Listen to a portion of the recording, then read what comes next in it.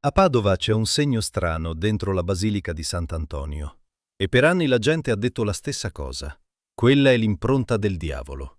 Si trova su un vecchio mattone della Basilica del Santo, uno dei luoghi più visitati del Veneto.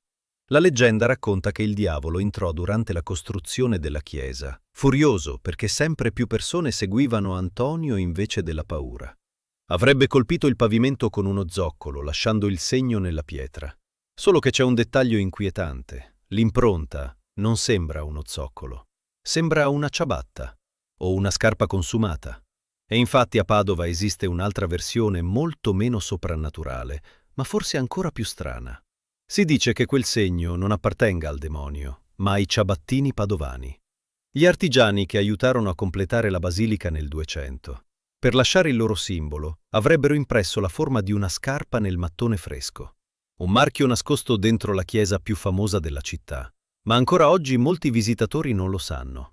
Entrano, vedono quel segno e pensano subito alla stessa cosa. Perché certe storie a Padova non vengono mai davvero cancellate. Cambiano solo versione.